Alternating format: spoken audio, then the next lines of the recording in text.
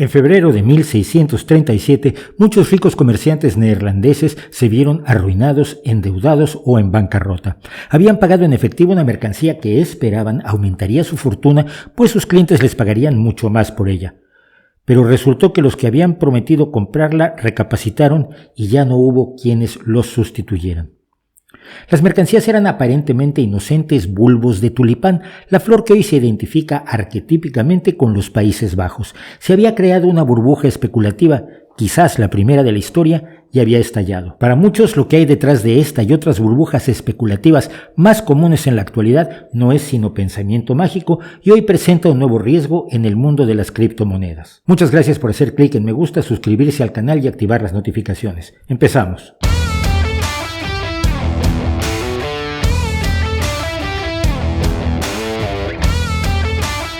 Hola, soy Mauricio José Schwartz y esto es El Rey va Desnudo, y hoy vamos a hablar de algo cuya mera definición es asunto de sombrerazos y agrias discusiones y sobre la que no hay demasiados acuerdos: el dinero.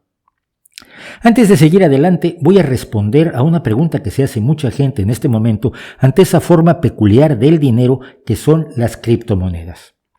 ¿Hay una burbuja en el precio de las criptomonedas que puede de pronto caer estrepitosa e irreparablemente? Nadie lo sabe, nadie. Algunos tienen argumentos en favor de ello, otros desesperadamente tratan de argumentar en contra, sobre todo si han comprado criptomonedas o están tratando de venderlas. Y quien diga que lo sabe, nos está engañando o nos está transmitiendo sus propias convicciones, seguramente lo hará con argumentos muy convincentes, pero sin pruebas. Hay argumentos muy intensos también sobre la existencia del Bigfoot, pero no hay pruebas, así que nadie lo sabe. Nadie puede predecir el futuro, ya sea acerca de nuestra vida romántica, de nuestro trabajo o de las criptomonedas, y quienes lo hacen son embusteros. Sin embargo, como dice Paul Krugman, Premio Nobel de Economía, no importa dado que Bitcoin y sus parientes no han conseguido lograr ninguna función económica significativa. Lo que le ocurra a su valor es esencialmente irrelevante para quienes no estamos jugando el criptojuego. Y eso fue lo que pasó en los Países Bajos en 1637. Respondido eso, empecemos por el principio. El maldito dinero que nadie quiere pero todos quieren, porque como dijo Quevedo, y pues él rompe recatos y ablanda al juez más severo, poderoso caballero es don dinero.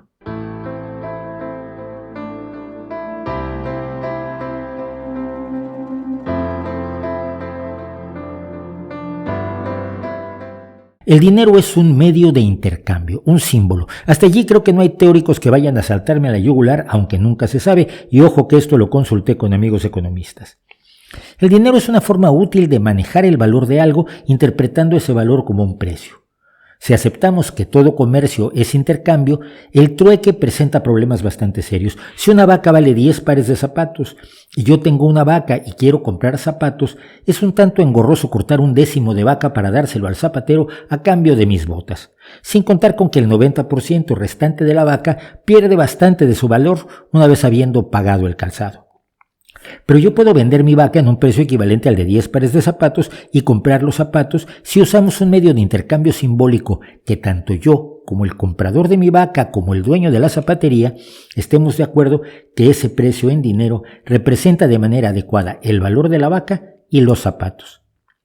La forma del símbolo da igual: granos de cacao como los que se usaron en Mesoamérica, cruces de cobre o katanga en las zonas de lo que hoy es la República Democrática del Congo, gigantescas piedras ray agujereadas de la isla de Yap, conchas marinas o, claro, monedas y papel moneda o incluso dinero virtual. Esto involucra un problema: ¿quién decide cuál es el precio de la vaca y de los zapatos? Es decir, ¿cómo se determina que la vaca vale 10 pares de zapatos y no un par o 100?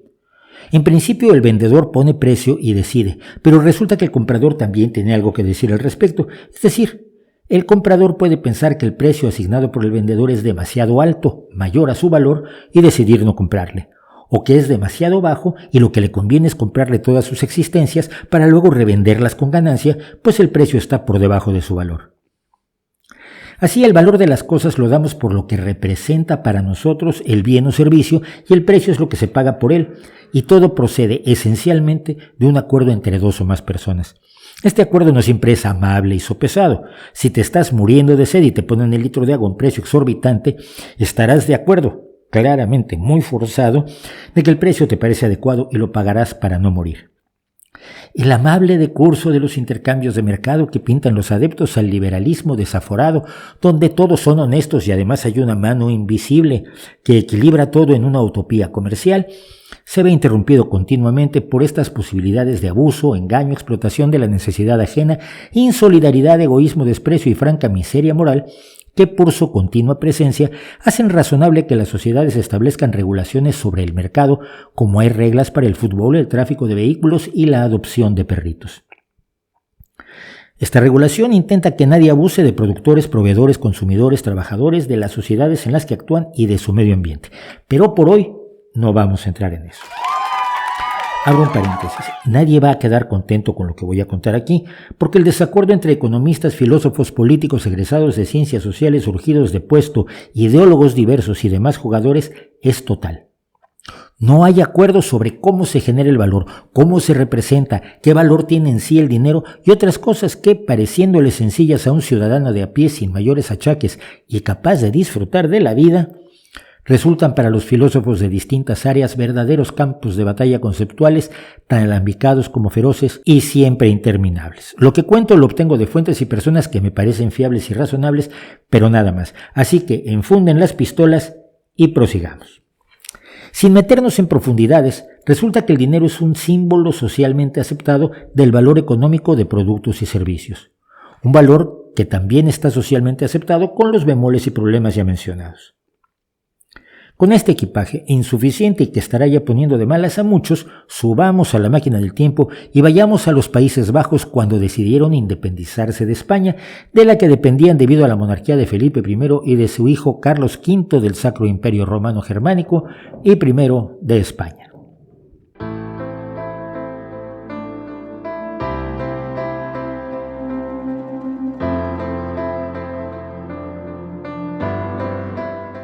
La guerra de independencia de los Países Bajos respecto de España fue la Guerra de los 80 años, pero aunque duró de 1568 a 1648, lo que nos interesa es que en 1579 las 7 provincias neerlandesas rebeldes se unieron en una República de los 7 Países Bajos Unidos.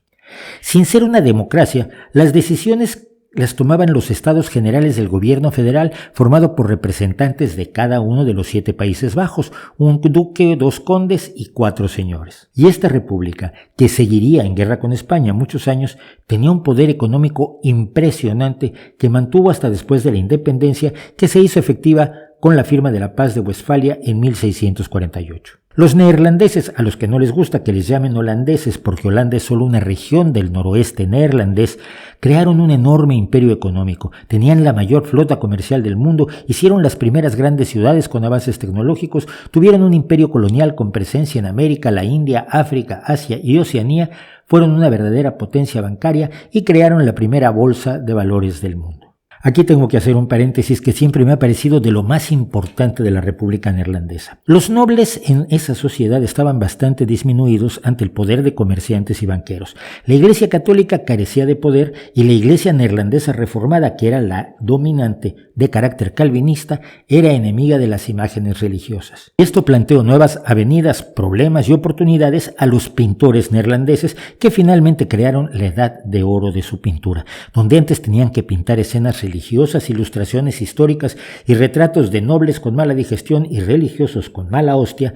Los pintores neerlandeses de la República descubrieron que ahora su negocio era pintar a los ricos, como a los síndicos pañeros, que eran la cofradía que cuidaba la calidad del paño que se producía en la República, o los gobernadores de la Guilda de San Lucas, o la cofradía de mercadores de vinos, o los regentes y regentesas de asilos de ancianos y leprosarios. Y esto abrió otra puerta. Se podía pintar a la gente cotidiana de la vida cotidiana. La llamada pintura de género neerlandesa se volcó a representar a comerciantes menores, cambistas, panaderos, carniceros, músicos, prostitutas, gente de fiesta, de pueblo, la chusma. Pintores como Frans Hals, Bartholomeus van der Helst, Jan Mince Molenaer, Gerrit Dou, Judith Leister, Nicolaes Mays, Jan Steen, Gabriel Metsu, Adrien Brouwer, Gerard van Honthorst, Gesina Terborg y literalmente cientos más de pintores, a todos los cuales por supuesto puedo pronunciar igual de mal. Este mundo de avaricia comercial y libertad sin precedentes se encontró con un vegetal inesperado, el tulipán.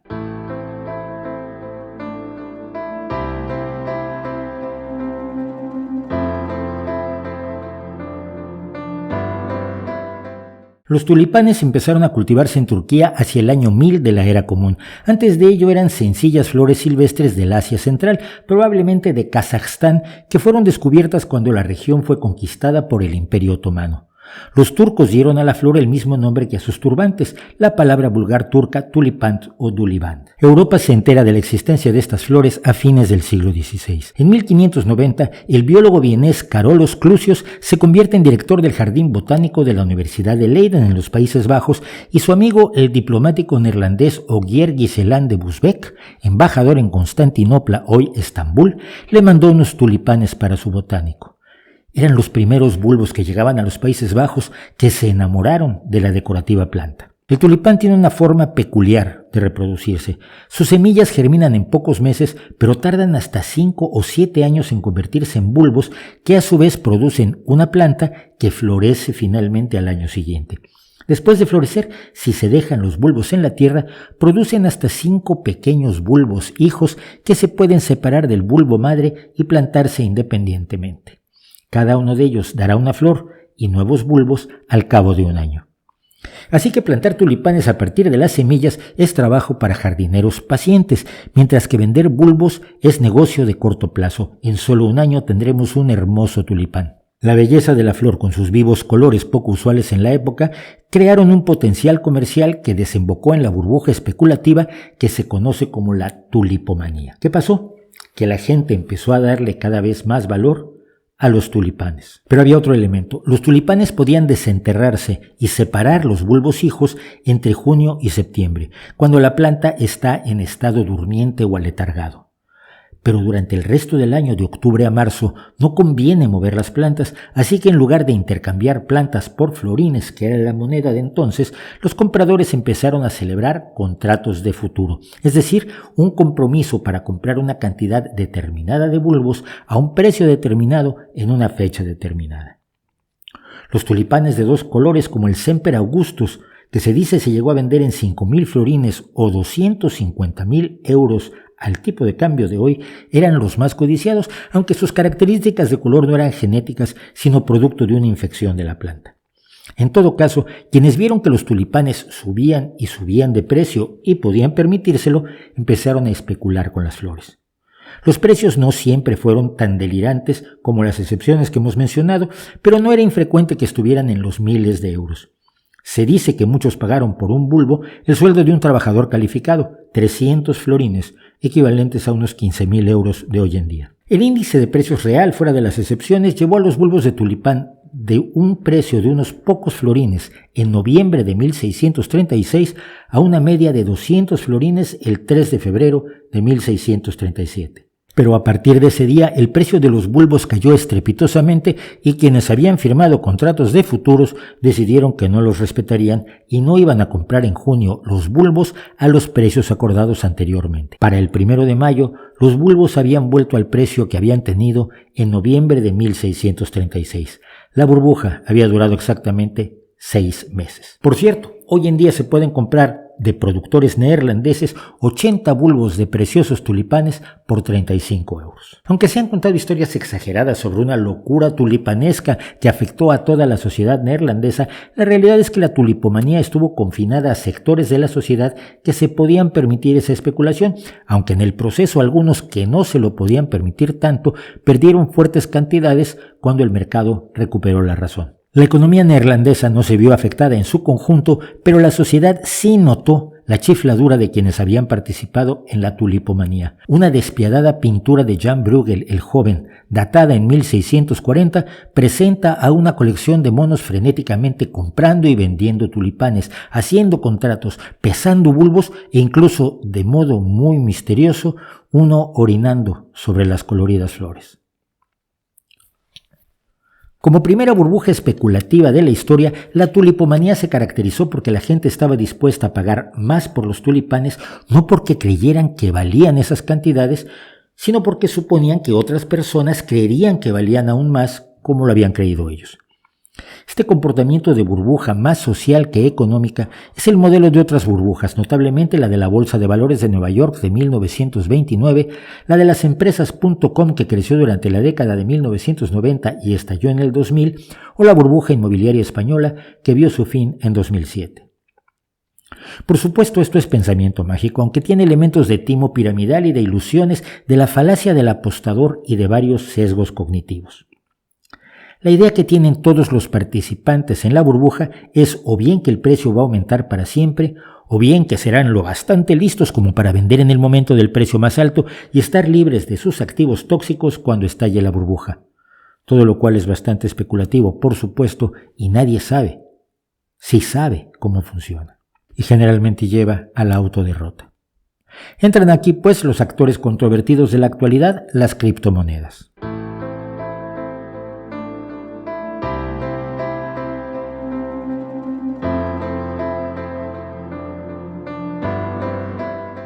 El dinero es un acuerdo social, decíamos. En su origen las monedas se hacían de oro y plata y cobre y su valor era el valor del metal en el que estaban acuñadas, el peso del metal. Luego vino el dinero simbólico pero sustentado en existencias de oro. Algunos dicen que en esta época dorada, valga el juego de palabras, el dinero tenía una base física. Un estado o gobierno emitía dinero simbólico como monedas de cobre o aluminio o papelitos de colores que eran vales o cupones que representaban una determinada cantidad de oro. El gobierno se comprometía a canjear los cupones o billetes por oro y algunos solían decirlo claramente como este de $50 de 1928. Pero, ¿el oro es un valor real? No, es un valor percibido, también es subjetivo. Si hay mucho oro, su valor como dinero será mejor que si hay poco, pero la gente lo quiere.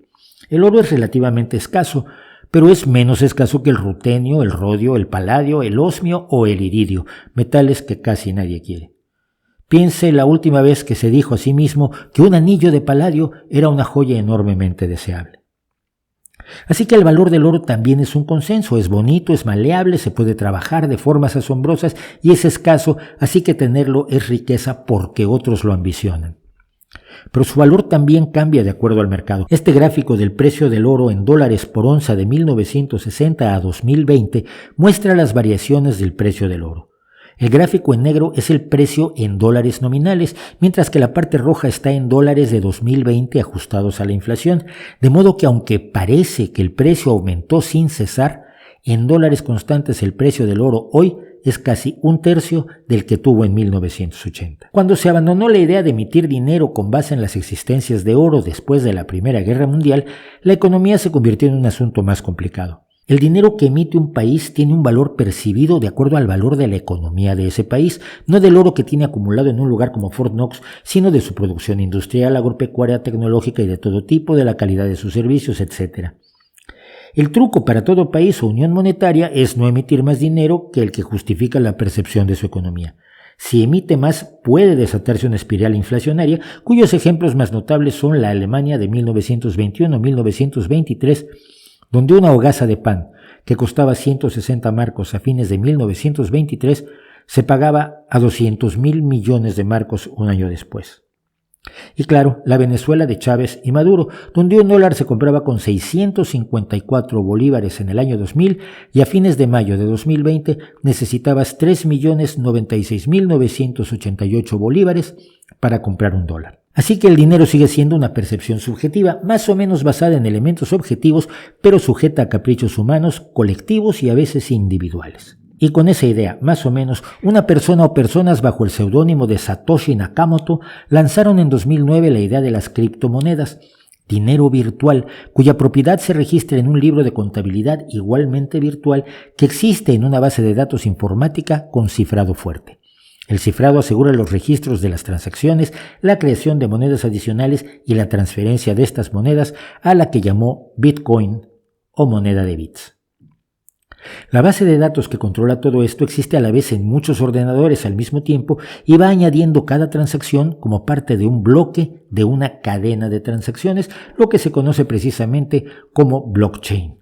una idea que nació en 1982 y se fue desarrollando hasta el lanzamiento de Bitcoin y que podría tener otros usos. No es privativa de las criptomonedas, pues. La propiedad de bitcoins de una persona se encuentra registrada en su cartera, un programa informático que almacena y permite intercambiar los bitcoins con un sistema criptográfico especial que incluye una clave pública y una clave privada. Si yo le pago a alguien un bitcoin, por ejemplo, uso mi cartera para anotar esa transacción en el libro mayor con mi clave privada y los ordenadores o nodos de la red revisan en la cadena de transacciones si realmente poseo ese bitcoin y en tal caso anotan todos ellos la transferencia del bitcoin de mi cuenta a la de la persona a la que le he pagado. Si en la cadena de bloques no aparece que yo tenga ese bitcoin, no hay transacción. Los sistemas criptográficos y el funcionamiento exacto de la cadena de bloques son irrelevantes para lo que nos ocupa. Hay literalmente cientos de vídeos y artículos que explican la blockchain, así como otros tantos explican el bitcoin y las criptomonedas que han surgido a su sombra y que hoy son ya más de 4,000. Pero los puntos claves son los siguientes.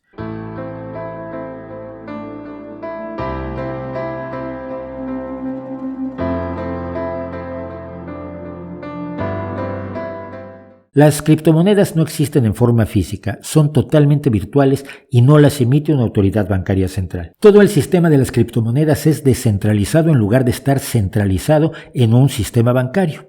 Según el propio misterioso creador del Bitcoin, la idea es que uno sea su propio banco. Estos dos argumentos son clave para quienes desconfían de los sistemas monetarios y financieros. Como decía un usuario anónimo que usa el nick del brutal general confederado Jeb Stuart, comparando una criptomoneda con el peso argentino, basta que el presidente del país llame al Banco Central para que se cambien las políticas del banco.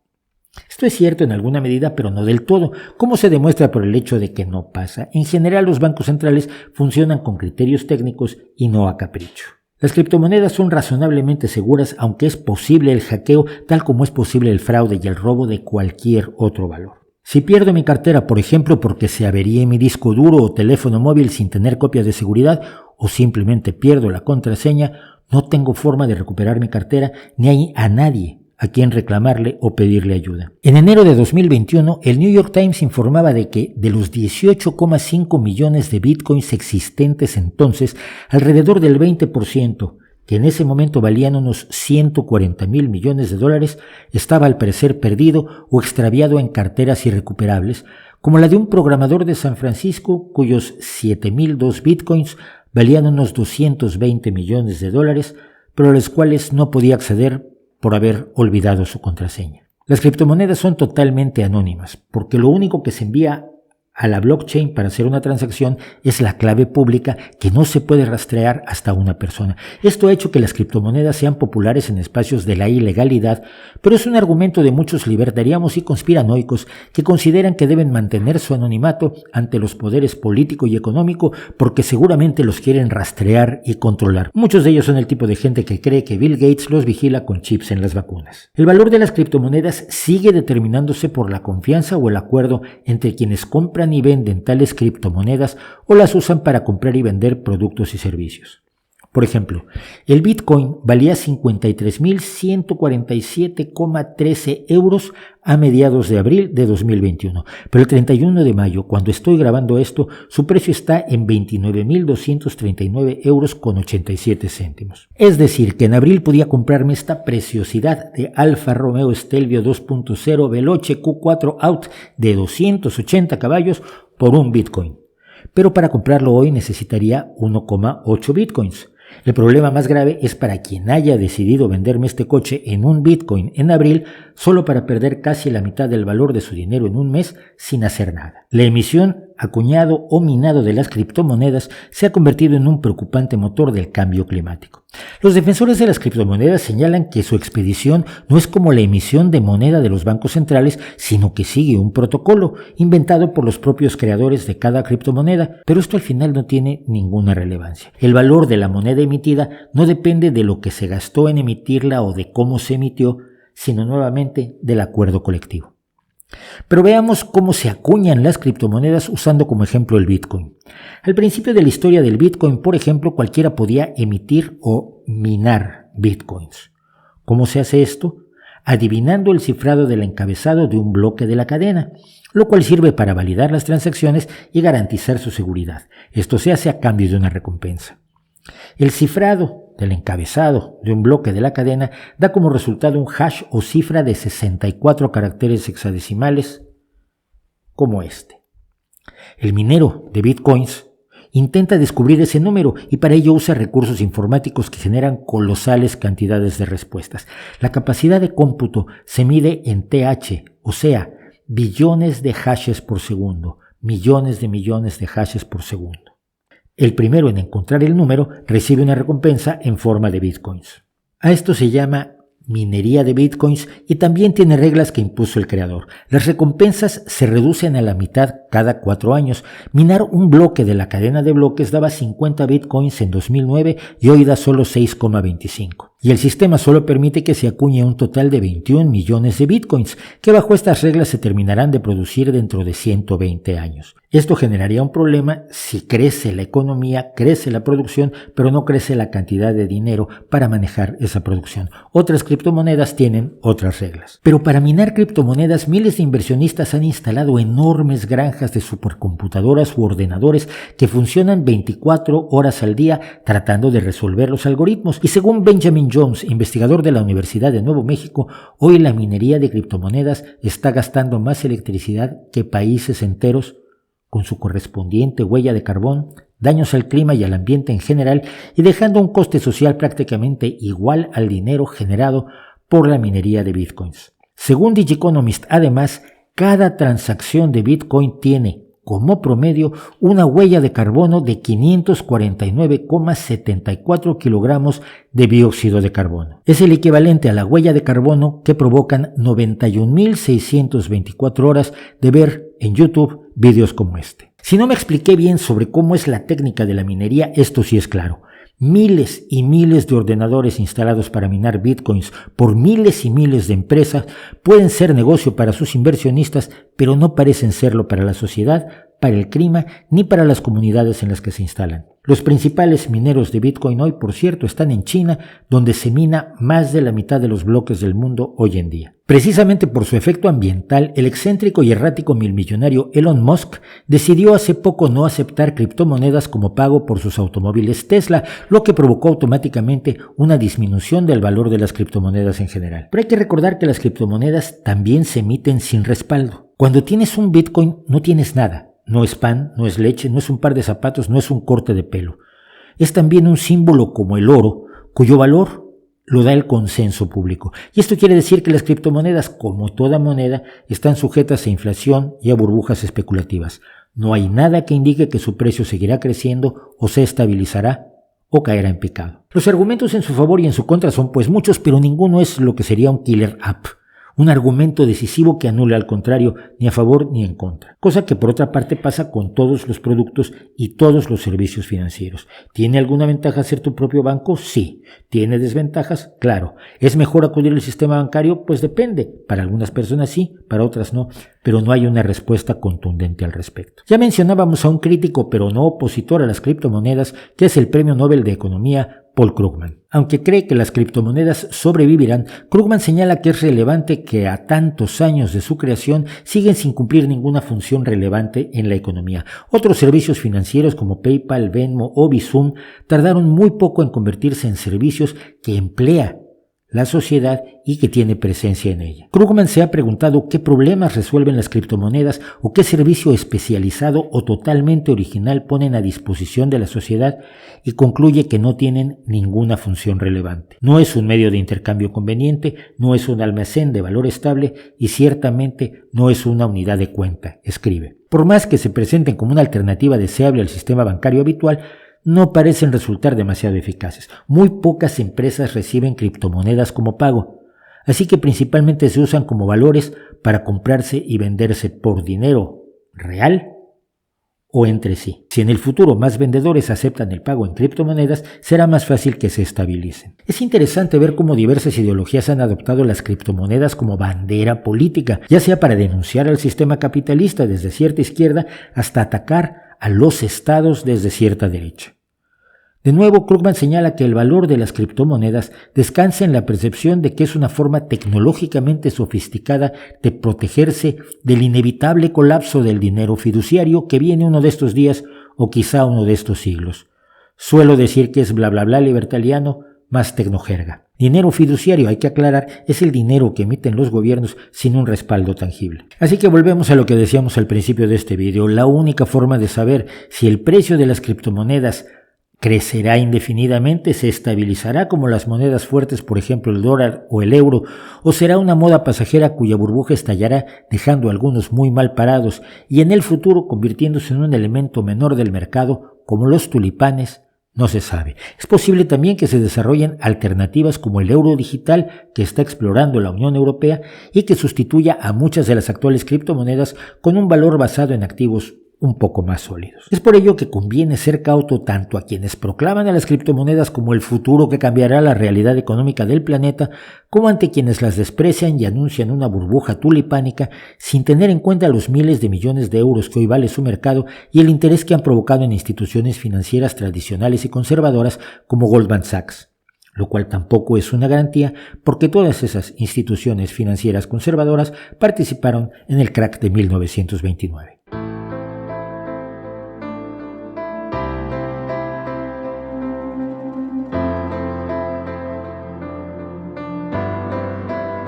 Como pasa con todas las inversiones, y esto no lo digo yo, que no invierto, sino expertos que saben de inversiones, a menos que usted se pueda dar el lujo de perder muchísimo dinero sin que le afecte a su patrimonio, no es conveniente invertir demasiado fuertemente en las criptomonedas. Y con respecto a su huella en el medio ambiente y en el cambio climático, la participación que cualquiera de nosotros tenga en el mercado de las criptomonedas también debe tenerlo en consideración. De nada sirve defender el medio ambiente si nuestro auto eléctrico y nuestras placas solares los pagamos en bitcoins. ¿No cree usted?